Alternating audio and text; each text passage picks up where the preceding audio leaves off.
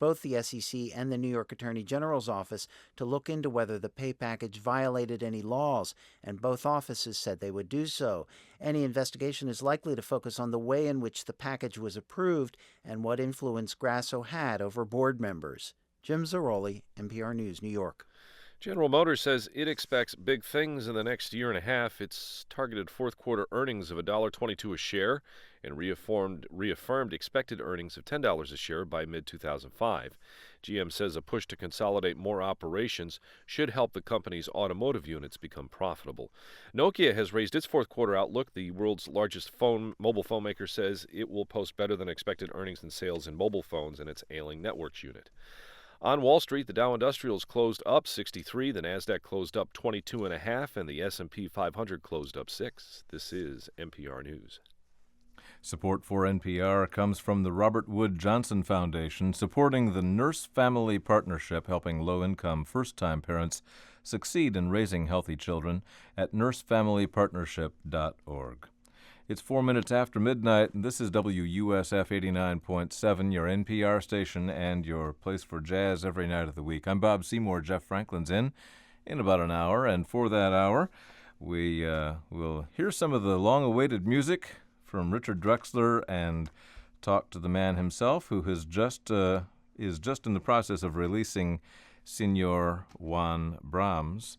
Richard, I guess I've described as sometimes being the most in-demand sideman or MVP among sidemen and putting in a lot of hours around Florida on a lot of nights, and that's what happened tonight, I guess. Huh? Yeah, my apologies for being a little late here, but Mark Neuenschwander couldn't make the Jazz Surge, Chuck Owen and the Jazz Surge big band gig at Seminole Community College and asked me to do it, so I said I would. That's Sanford? Sanford, yeah. It's a little farther farther than I thought. It's kind of the other side of Orlando, and we got out of there a little late. And so the band sound good? Yeah. So you do put in a lot of hours and are in demand. As I mentioned earlier today on the air, when the great pianist Kenny Drew wants a bass player, he calls Richard Drexler, and when the great bassist Jeff Berlin, both world-renowned players, when he wants a piano player, he calls you. And I'm really fortunate to work with both of them that you mentioned because they kind of expanded the limits of what I can hear being done on the instrument, as far as their just tremendous chops. Mm-hmm. And so, when I play piano after working with Kenny, or if I play bass after working with Jeff, I just hear a lot more lines. And well, same thing with with Jeff's band, we're doing a series of concerts with Miroslav Vidas in Europe. I know you're playing his new record. And, yep.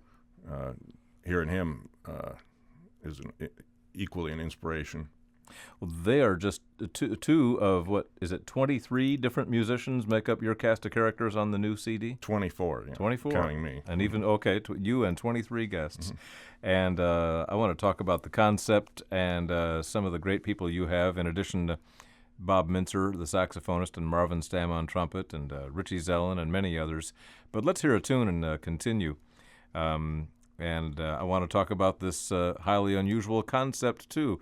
Music mostly of Brahms. And we'll start with the way the CD starts, with the Hungarian Dance number 1.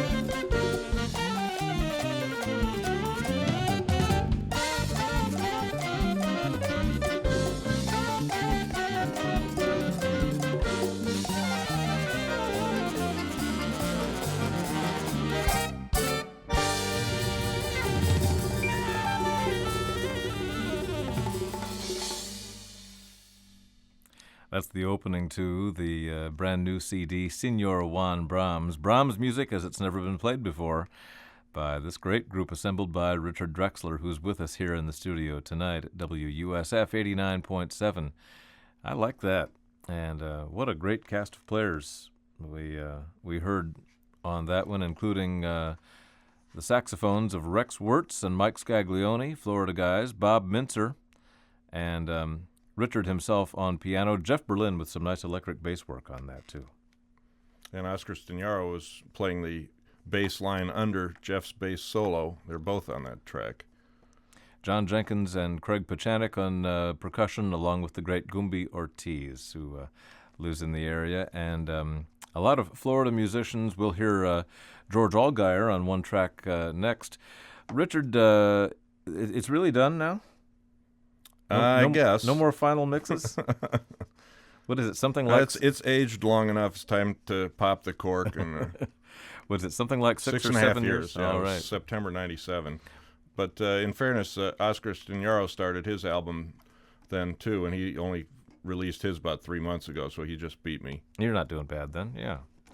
Richard Drexler is our guest, and as we mentioned, plays piano and bass primarily, also saxoladika, and violin and viola and cello on the disc, some percussion and some singing as well. You've lived, you came from the Midwest to this area back in the 80s, is 85. it? Yeah. 85. When did what do you recall the idea hitting you for taking the music of Brahms in this direction? Well, what happened was September of 97, Richie Zellin had... Miami guitarist. Miami Beach guitarist, who was living in Orlando at the time, put on a Latin Jazz Festival, which was supposed to be an annual event. This was the one and only annual event. You know, it didn't happen again because it was... As often happens, yeah. Right. But he had a bunch of people in, and the idea was to do this concert, and then everybody stay around. And basically, we were in the studio all day for about a week and a half doing 5 or 6 albums for his label Songosaurus. And I was just kind of hanging around just to listen and learn and play a couple parts on albums. And he said, why don't you start an album? This would be the time. Everybody's here. You don't have to fly people in. I hadn't even, premeditated doing that. He says, well, how it could work is, all these guys want you to play a couple tracks on their album. I was just doing some synth things, maybe a little acoustic bass. So why don't you just barter with them? And that's basically what we did. So is that right? No money exchanged hands, but all these guys, Alex Acuna, Oscar Stignaro, Oscar Feldman, and Richie, all said, we'll play a couple tunes with you. That'll start your album, and then you play on our albums. So it was great. So Richie had an arrangement of Epistrophe, which I guess we'll hear in a little bit, Monk's tune, and so he said, well, I'll give you that arrangement. I was going to record that, but why don't you just go ahead and put it on your album? And he said, you come up with something else. Well, I knew that all of the Songosaurus albums usually had one classical piece on there done in a South American rhythm, and I'd been studying this Peruvian rhythm, Landó, which was rather interesting, and I thought of this movement of a Brahms string quintet that's probably my favorite piece of music, and I thought that would work well with that, and I just very quickly that night wrote out an arrangement and brought it in the next afternoon, and we recorded it. And I started thinking about, well, if I was going to do the other movements of that quintet, what rhythm would it be? And I started thinking about it, and I started thinking about other Brahms things. And now as soon as I finished with this one, and hopefully market it and get something going with it, and I'm able to do another one. I want to do a sequel, and actually I've probably got about 5 or 6 albums of Brahms stuff sitting there waiting, arranged. A lifelong concept already. That's great. Richie Zellin has always had a way of really making things happen and getting people together in the studio. He really is a catalyst. Yeah. And his Songosaurus is a really underrated record label. He brings together some big-name musicians with people you don't know, but it always makes it happen. This is actually, and that whole string quintet then makes it. There are a bunch of little excerpts from various chamber works by Brahms done in your style, but the whole string quintet I was interested to see. The G major quintet, one of Brahms' last works, very happy work. And actually, this past Sunday I was playing a gig and I met Laszlo Varga, who's a famous conductor and was the principal cellist in the New York Philharmonic for years. And he got excited about this, and I said we were doing this quintet. He said, that's my favorite piece of music, and he had actually orchestrated it. Wow. So I'm going to get together with him. We're going to compare versions of the Brahms G major quintet. Let's hear a piece that is a medley of 2 movements from different Brahms chamber works, and you have put together here some fine players. The bass clarinet is Bob Mintzer, and the tenor saxophonist, well known to jazz fans in the Bay Area, George Allgaier, who are the primary soloists. Kenny Drew Jr. on electric piano, and Tracy Alexander on the drums. Accordion by David Anderson. That's my brother-in-law. Oh, okay. Get the family involved. And you play the bass, and Gumby Ortiz rounds out the band on this one.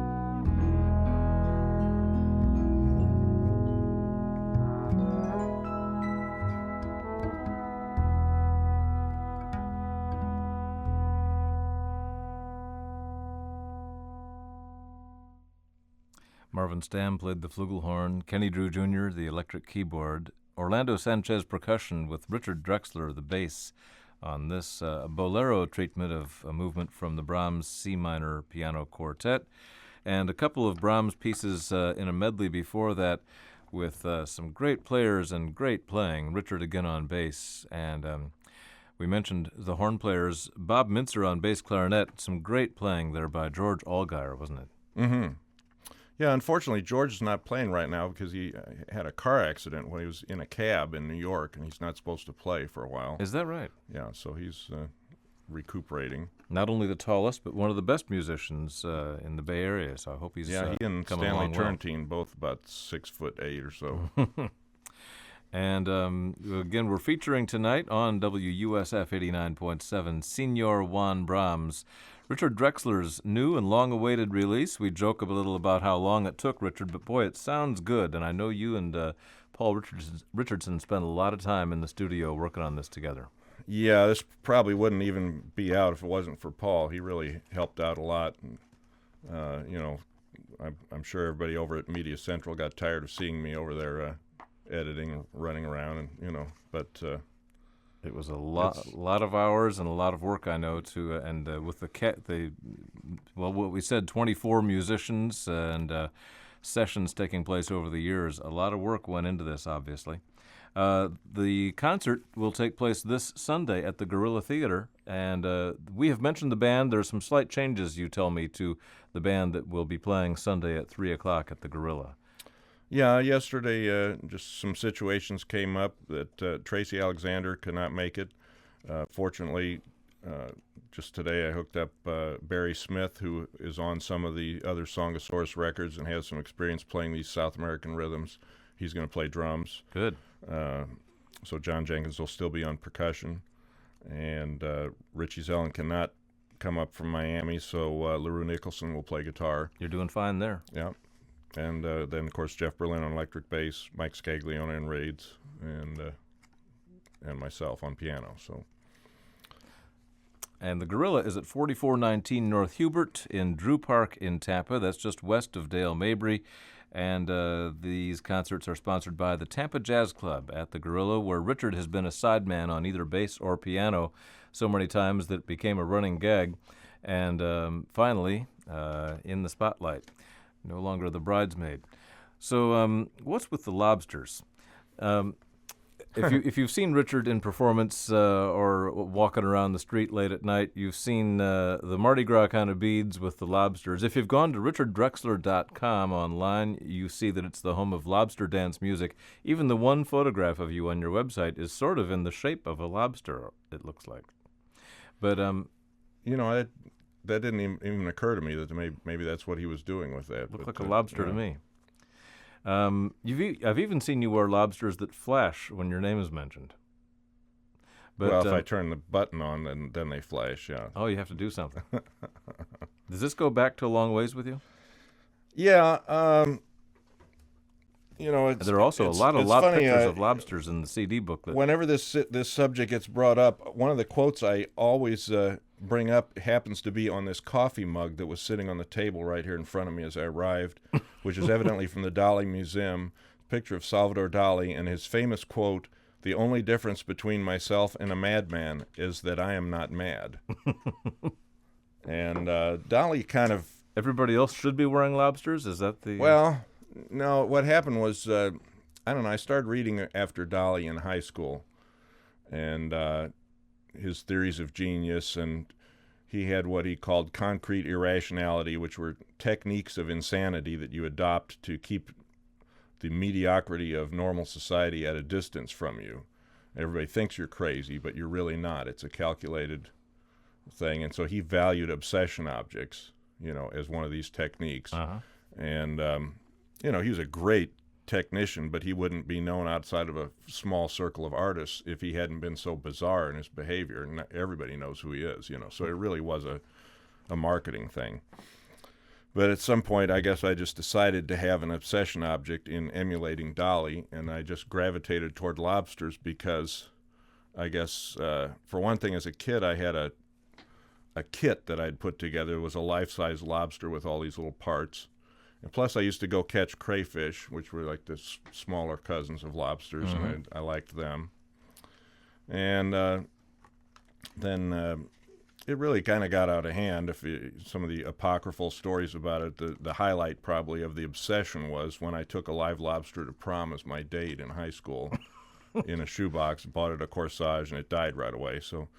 But in college at some point, I actually broke the obsession by boiling one and eating it like a normal person would do, and then it ceased being a mystical icon and it was just food. And actually, just before that, my dad had said, well, lobsters are kind of like your personality. They're nocturnal, hard shell but soft on the inside, these imposing-looking, dangerous claws, but the thing really doesn't want to fight, and it goes backwards faster than any other direction. It will avoid conflict, and a whole list of other things that were all kind of like my psychological profile kind of fit this creature. Down in deep, dark places, in the murky depths, and scavenging around, and all these things, and it really was accurate. And so I don't know. Most recently, it's kind of a joke, I guess, but hopefully it's not getting out of hand again. But I've certainly become known for the lobsters as part of my persona. People say, if you're not obsessed with lobsters now, I really would have hated to have been around you when you were. That's right. Well, there are a lot of lobster pictures in the very handsome CD book that was 16 pages or something like that.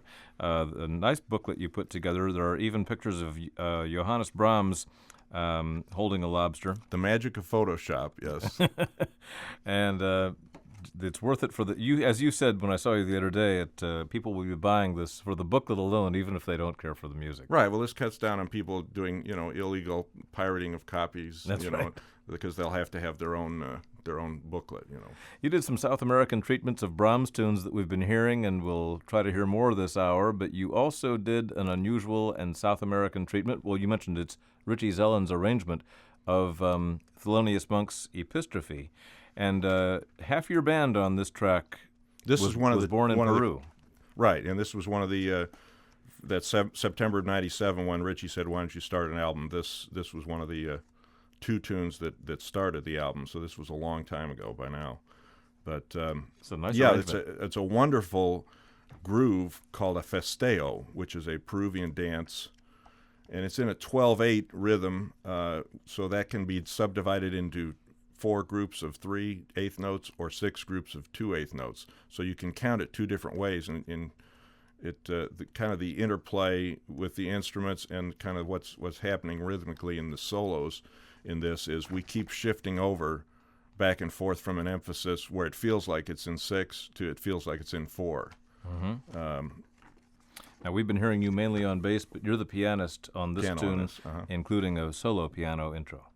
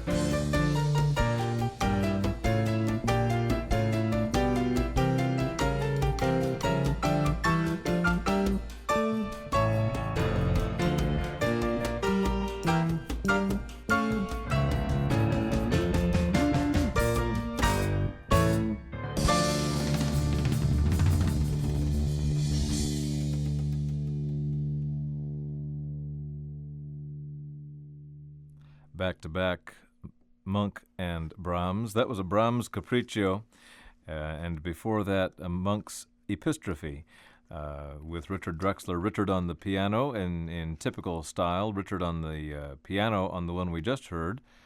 No, on piano on all of it, wasn't it? On Monk and the Brahms there. This Capriccio, written for piano, featured Richard Drexler with us this hour here on WUSF, with bassist Jeff Berlin and three great percussionists, Craig Pachanik, with whom you and Jeff used to play a lot, John Jenkins, and Danny Gottlieb. Jeff says I drove Craig out of town with my puns. That could happen. I could believe that. Mm-hmm. And Danny Gottlieb, with whom you played earlier tonight with the Jazz Surge. This was a piece just for piano, but originally? Yeah, this is one of the, there's just these wonderful late piano pieces of Brahms, short, 2, 3, 4 minute pieces. And I'm working on some other ones to do, with various rhythms. This one I played basically note for note as Brahms wrote it, and Jeff is just playing basically the left-hand part, doubling it. Now the problem with earlier when you started off your program playing that A minor intermezzo. Yeah, solo piano. Yeah, I approached that as a jazz tune because it sounds like a Jobim tune or something. It sounds very much like that and makes a nice bossa. In fact, we're going to play it Sunday as a group, as a bossa. The problem is, after doing that and opening up these doors of what these harmonies can lead to, it's going to take a lot of practice for me to sit down and ever be able to play it as a Brahms classical piece again, because as soon as I start, I just go off on something else. I just play as changes. Now this one that you just played, I didn't improvise on, and I've never really gotten into improvising on, so I can still play that as a Brahms piece, in a classical sense. You mentioned that after some of your sessions with Kenny Drew Jr., he went to a classical thing where they were playing Brahms. Oh, yeah, the piano quintet, which we did as a tango. We had just recorded that, and then he went and played at a classical music festival in Michigan, and some other musicians were playing that quintet, and he said it was all he could do to keep from jumping up on stage and taking a solo over it, But not playing it straight. Right. Mm-hmm. You can find wonderful changes in that, that tango. We'll play that Sunday also. You think Brahms would have liked these arrangements? Yes, I'm sure he would, and all of the great composers, we read that they were great improvisers. Yeah, they were all great pianists generally, and they were all great improvisers. People tend to forget that, don't they? And so, the form that some of these pieces came down to us as may not have been the way they may have evolved, and they kind of played them differently and so forth. And I'm sure that Brahms, if he still was 200 years old and still around, he'd be digging it. He'd be up on what was going on in jazz, and he'd be playing it, I'm sure. Richard plays not only with all the best musicians here and around Florida, but the list of people you've played with is phenomenal, and that list is on your website, richarddrexler.com, the home of lobster dance music, and it's quite an impressive list of people you have recorded with or worked with in various ways. This is not, I've referred to this as your first record, but really you made one as leader or co-leader of original material over 25 years ago, didn't you? Flaming Spirit was a long time ago. With and I really need to re-release that, in CD. I made 1,000 LPs of it, and then when GRT Pressing in Nashville went out of business, everything was tied up with a court battle, and then one day we called, and some idiot had gone in and thrown out all the master tapes that were there. Ooh. So it never any more copies than that. So but everybody I've talked to in New York has a copy of that, because it's just been bootlegged and copied and passed around. And that was with Dave Liebman and Tom Harrell. Oh, Steve Laspina. God, I forgot Tom Harrell was on that too. Yeah, he sounds great on it. Yeah. And that was 1978. But I would urge you to check out Richard's website. I've probably told this story once or twice before, that you and I go back without knowing it to when I was in high school, almost that time, and earlier than that time, early 70s, when Richard comes from Normal. Not that one would ever guess that. Far from normal. Illinois, yeah, there was I was with a friend in a pizza shop, and there were these two young guys, high school kids, having piano-based duets, and unbelievably switching off and sounding just as good, whoever was playing piano or bass. And it turned out it was John Campbell, your close friend, who best known for his time with Mel Torme for several years, and a great pianist, who also plays multiple instruments. And years later in Florida, you and I finally figured out that was you. Mm-hmm. And the folks are still okay, still doing well in Normal. Your father was a composer and a music professor. Yeah, he still plays Chopin and Brahms and everything beautifully. He's a wonderful classical pianist. He's 91. Wow. And just as sharp as a tack. My mom was a voice teacher, and he was piano teacher at Illinois Wesleyan University their whole lives. So that's great. Let's hear one more from Brahms. We mentioned the whole string quintet, Opus 111, is on here in your arrangements, and here's the finale of that quintet. And so this has my sister on violin and my brother-in-law on accordion. All right. And Jeff Berlin on bass, playing the cello part. Eddie Marshall on clarinet, playing one of the viola parts. And then I'm playing the first violin part as a single note line on the piano, which I like that. It's a percussive sound. But so in some cases you followed it pretty straight from Brahms' arrangements. This is, in fact, there's no solos. There's no improvising really on this. This is all written out. This last movement. I took several big chunks of where the most counterpoint was happening, and kind of strung them together just with minimal rewriting to kind of connect the dots, connect these passages. And this is one movement that it's shorter because I did not open up any section just based on the harmony to, have jazz solos on. Just because to me it kind of interrupted the flow of what was happening with the counterpoint. And the coda, when it suddenly jumps back to the original key in a kind of surprise fashion at a faster tempo, and it's just this rhythmically it's a czardas, which is the Hungarian dances were usually that, and so it's gypsy. It's inspired by gypsy music, which Brahms was very fond of the Hungarian gypsies and their music. So that's really what it is. But to me, it's just full of such joy. I love the end of this work.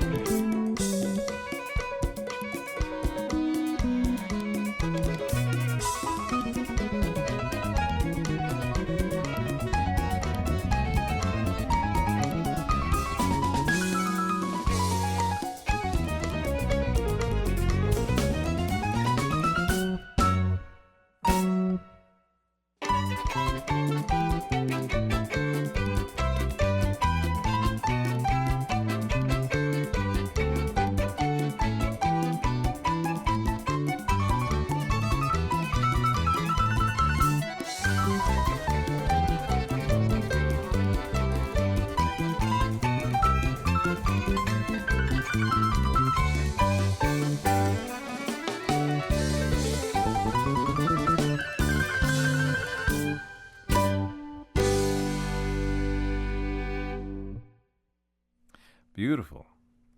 That's the finale of the string quintet that was, you kind of implied earlier that it's that work that got you started on the Brahms idea. That particular piece is my earliest recollection of really falling in love with music. As a kid, I fell in love with that piece, and still do love it. I think it's a great piece of music. I'm going to go back and hear the original, but I sure like what you did with it. This is all four movements are on here, and we just heard the little this very much a gypsy style. I've got a dozen recordings of this work, but the thing that kind of accidentally happened from doing it this way is I learned a lot more. I hadn't really looked at the score for a long time, and I thought I really knew the work, but there are a lot of places where lines are traded off between the two violins or between the two violas, and with a good quartet where the instruments are matched and the guys are playing, similar, you don't even recognize that. It just sounds like the same guy playing it. Yeah. But with these totally different timbres of all these weird combinations of instruments, it kind of separates. It kind of helps the mix, separates the voices into distinct things where you can hear them as individuals, and you can follow the parts easier. It's a beautiful sounding CD. Senior Juan Brahms from Richard Drexler. We'll be hearing more of it, and the CD release party is this Sunday, 3 o'clock. Great band assembled at the Gorilla Theater, sponsored by the Tampa Jazz Club. The Gorilla is 4419 North Hubert, and we're so happy to look forward to that one after many times there is a sideman to have your own hand-chosen band. Richard, thanks. Thank you very much. From NPR News in Washington, I'm John Steppen. A Washington think tank critical of the war with Iraq says the Bush administration misrepresented Iraq as posing an imminent threat to the United States and of having ties to the al-Qaeda network. At a news conference, Secretary of State Colin Powell disputed the findings. Barry Schweid reports.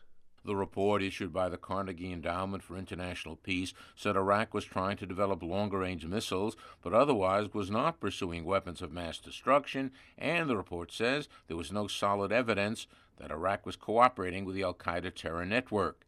Asked about the report, Powell said he would take the same position he took last February when he denounced Iraq and its programs before the UN. Powell said there was no smoking gun, no concrete evidence linking Saddam Hussein to al-Qaeda, but he said the U.S. had some evidence of a link and that Iraq had used weapons of mass destruction before. As a result, Powell said, there was reason to worry Iraq would use the weapons again. For NPR News, I'm Barry Schweid at the State Department. Senior administration officials tell the Associated Press the president will announce new goals for NASA. Next week, the president would propose a manned space station on the moon and a manned mission to Mars, perhaps in the next decade. Former astronaut and Senator John Glenn disagrees. He says the U.S. should finish the International Space Station first and develop a reliable taxi system to take crews back and forth. Meanwhile, the Martian rover Spirit took some high-resolution pictures of its landing site, and engineers are still trying to figure out how to deflate its landing bag so Spirit can roll onto the Martian surface. A federal judge lifted a restraining order against the military on Thursday, clearing the way for the resumption of anthrax vaccinations. Some believe the shots to be unsafe, but the Food and Drug Administration recently ruled the vaccine is effective for the prevention of inhalation anthrax. American consumers increased their borrowing moderately going into the holiday shopping season, according to the Federal Reserve. Steve Beckner of Market News International reports. The Federal Reserve said consumer credit rose further in November, but at a slower pace than in prior months. The total of consumer borrowing rose by $4.1 billion, less than half as much as in October, which was revised sharply higher. After growing at nearly 7% in September and 5% in October, consumer credit grew less than 2.5% in November.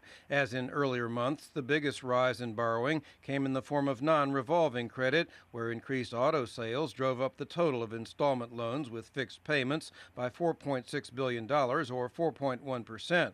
Revolving credits, mostly reflecting credit card usage, fell nearly a full percent during the month after rising more than 4% in October. For NPR News, I'm Steve Beckner in Washington. On Wall Street, the Dow Jones Industrials closed up 63 points, the Nasdaq closed up 22.5, and the S&P 500 closed up 5.5. This is NPR News. Support for NPR comes from the Kauffman Foundation of Kansas City, dedicated to advancing entrepreneurship across America. On the web at kauffman.org. It's 4 minutes past 1. Thanks once again to Richard Drexler coming in for this past hour. We didn't even get to some of the good stories. There are also a couple of vocals on the disc that we didn't get to. We want to acknowledge that he sings on it as well as the things we heard. I hope you enjoyed getting to know him a little better. And Jeff Franklin is in next. Once again, it's Sunday at 3 at the Gorilla Theater in Tampa, the Tampa Jazz Club presenting this fine band put together by Richard Drexler for the debut of Señor Juan Brahms. Tomorrow night, Larry Martin's Jazz Legacy features cover versions of some classic jazz recordings. King Oliver's Dippermouth Blues, played by Chick Webb and Fletcher Henderson, things like that, and our continuation of the Count Basie centennial year. Larry follows Riverwalk tomorrow night at 11 with Jazz Legacy, and Jeff Franklin's in next. Here's the great jazz trio. That's Hank Jones with Elvin Jones and bassist Richard Davis.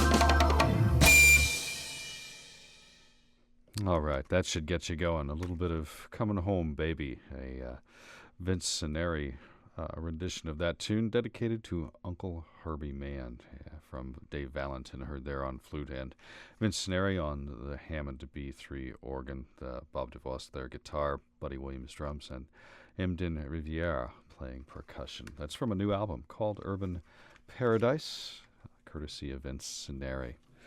We heard from Danilo Perez before that with music from a new album called Till Then. That, of course, was Vera Cruz. And the great jazz trio, and great they are, Hank Jones, Richard Davis, and Elvin Jones on piano, bass, and drums, respectively, from the great jazz trio album Autumn Leaves. That was Caravan that started our program off this morning. You're listening to Jazz All Night on your NPR station, WUSF 89.7. I'm Jeff Franklin. We're here with you for the next few hours with great jazz on the overnight. Glad to have you along with us. Something quickly we'd like to mention. Hope you had a chance to hear Richard Drexler here just a few minutes ago with Bob Seymour, the Tampa Jazz Club presenting Richard Drexler and Friends in a CD release party at the Gorilla Theater this Sunday, January 11th. It's a 3 p.m. show to celebrate the release of Senor Juan Brahms, the Gorilla, 4419 North Hubert Avenue in Tampa. A great band, Jeff Berlin on the bass, Mike Scaglione saxophone. On guitar, Lou Nicholson, percussionist John Jenkins, and Barry Smith. So try to catch that. It's a 3 p.m. show, once again, at the Gorilla Theater, a great venue there in the Drew Park area. Once again, we've got jazz till 5 in the morning. We'd like to mention great jazz tonight at 11 o'clock with Larry Martin's Jazz Legacy. Some great early classic jazz recordings. King Oliver's Dippermouth Blues and Jelly Roll Morton's King Porter Style. You'll hear the artists like Fletcher Henderson, Chick Webb, Benny Goodman, Jimmy Dorsey doing some of those classics, and the celebration of Count Basie's centennial year. That all tonight on Jazz Legacy with Larry Martin. We continue with the music now.